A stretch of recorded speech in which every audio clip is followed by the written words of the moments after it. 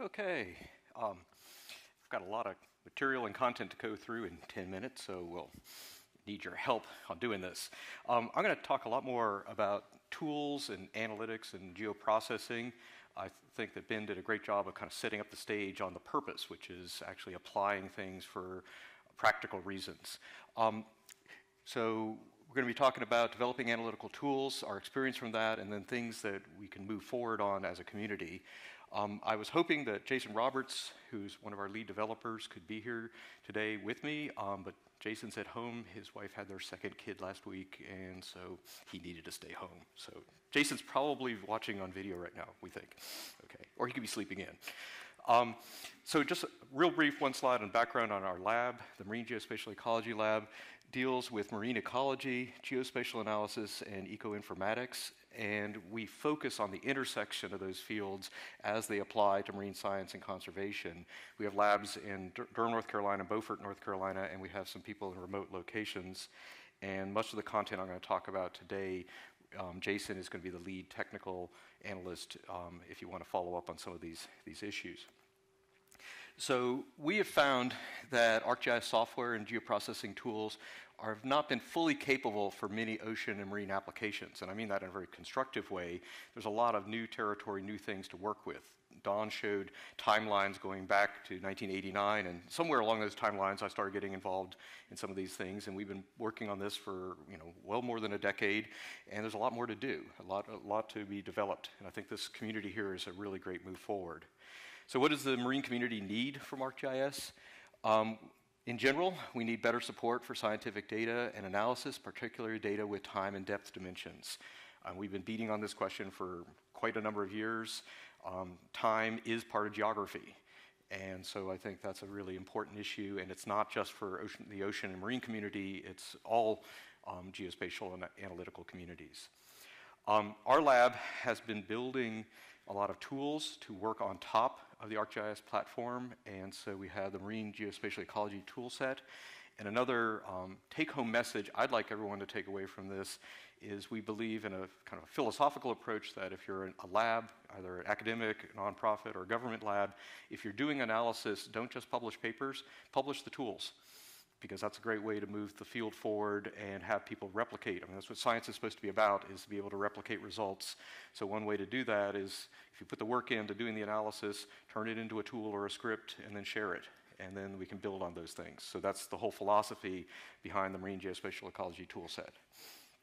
So MGET is an ArcGIS toolbox we've been developing for a while. It's currently operating at ArcGIS 10.1. And we have currently a number of different tools in there, and I was just going to show a couple of slides to show some of them. It's a toolbox that works inside ArcGIS, but also can be invoked from other packages. So MGET has currently over 250 geoprocessing tools for marine ecology applications. It's designed for non-programmers as an application. It's written with lots of open source code, and currently most of the tools are going to require ARC 9.1 or greater.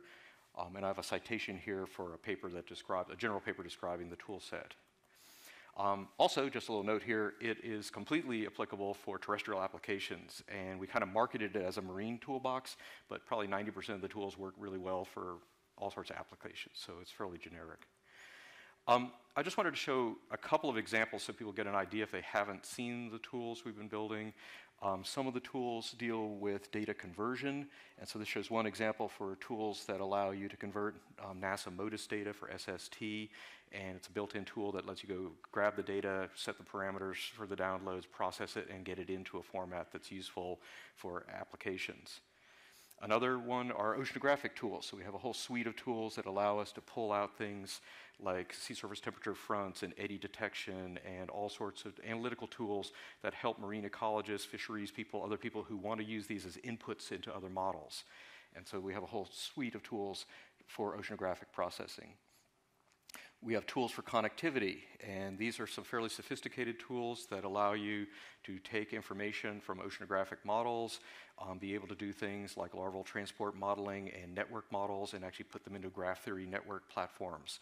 And so we have tool sets that allow people to do these steps. And many of these things are things that are functionality or capabilities that would be difficult for a lot of people to build on their own. So we want to build them, share them, so other people can apply them. And then the last one here is a fairly useful one, is we've captured a lot of basic statistical approaches, habitat mapping, models that we're calling from the R program from ArcGIS to allow you to do species habitats and density models. So MGET's widely used, more than 250 tools. We have more than 2,500 users worldwide and growing quite a bit. And most of the users are using the most up-to-date ArcGIS install, so 10, 10.1 and things like that. So I'm saying this mainly for the Esri people in the room, that it's an actively used tool and it's growing quite a bit. And so I think this is something that you should take notice of. So what does our marine community need right now? And well, we need 4D GIS, and we need this in a way that allows us to do better, to construct better, more efficient data models. We need better four-dimensional graphic user interfaces and better four-dimensional geoprocessing. So I'm just going to go through quickly and highlight some bullets on these, and this I hope will be a big chunk of discussion the next couple of days.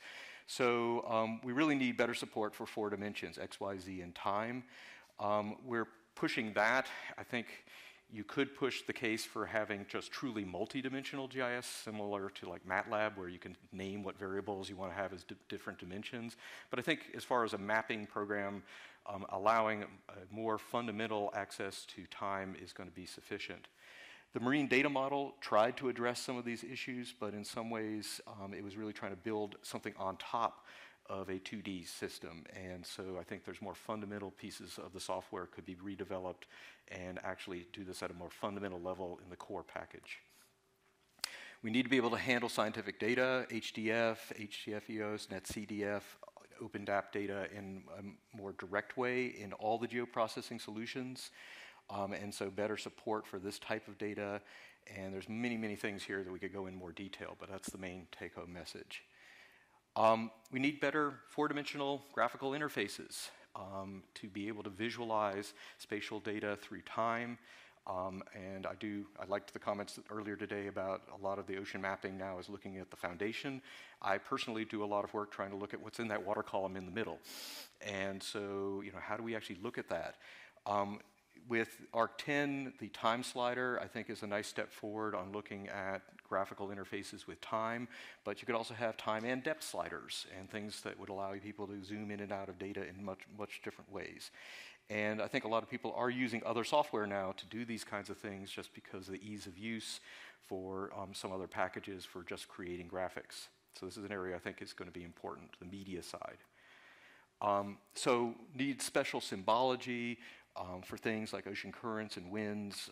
There's quite a bit of very specific points I think we can address in the next few days in terms of very specific user needs that it would help. Some of them are actually fairly easy to do. Geoprocessing. This is our main focus, is the analytics. We really need scenarios that allow us to combine time series, remotely sensed imagery, to build climatologies at multiple different time scales, daily, monthly, seasonal, annual, and the ability to kind of zoom in and out of data and then specify the kind of time periods you're interested in, the ability to kind of average over different periods of time for different kinds of appropriate analyses. We need specialized plots. There's all sorts of oceanographic plots and things that are used commonly in this field that it would be really good to be able to try to support, okay? And also the ability to have really map algebra style and analytical processing that can actually truly work in 3 and 4 dimensions. And so this is something that I think is going to be a big area of growth in the next couple of years. And also the ability to create animations in a way that's easy for end users to construct. So with the MGET tools we've actually built, and we, meaning mainly Jason, has built a lot of examples on trying to add in 4-dimensional variables. And so we do have tools that actually build on a homegrown 4D model. And so this is just showing some of the examples of some of these climatology tools that we've built that allow us to pull out oceanographic data in a 4D setting. The way this works right now is that we've constructed our own 4D data model for the MGET tool's internal use. That's an abstraction in between the ArcGIS data, and there's an abstraction layer that then feeds to MGET. So we've already been pushing the envelope in terms of developing on this. What we'd like to do is see more of the core development here at Esri kind of meet us closer in the middle, or actually take over some of this kind of role. So in summary, the best things we need to serve the marine ecology community is to more deep support for time and depth dimensions, enhancements needed for the core data model, scientific data format, the GUI, and geoprocessing. So we've worked around these things by building tools, but we feel like if we could get more common support and at a more fundamental level, it'll make all our lives easy.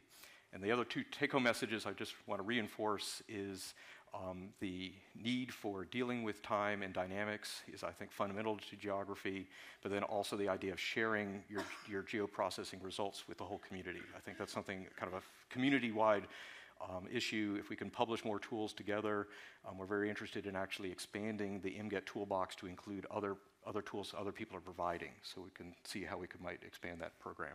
Thank you.